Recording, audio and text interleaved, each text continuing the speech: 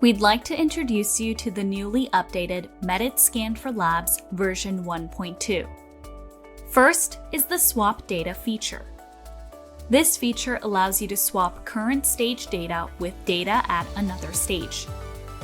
Even if you mistakenly switch and scan the maxilla or mandible model, there is no need to rescan.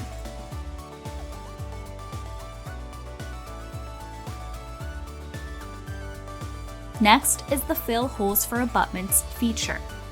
When scanning metal abutments previously, you had to fill abutment holes with wax in case of any problems that may occur in CAD programs. In this new update, you can scan without filling the holes with wax. The Fill Holes for Abutments feature will automatically fill it in for you.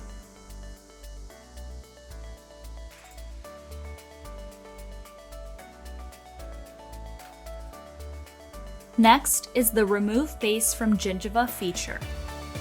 We added an option to add or remove the base from Gingiva scan data. You can now choose between if you want the data with the base or only the Gingiva data.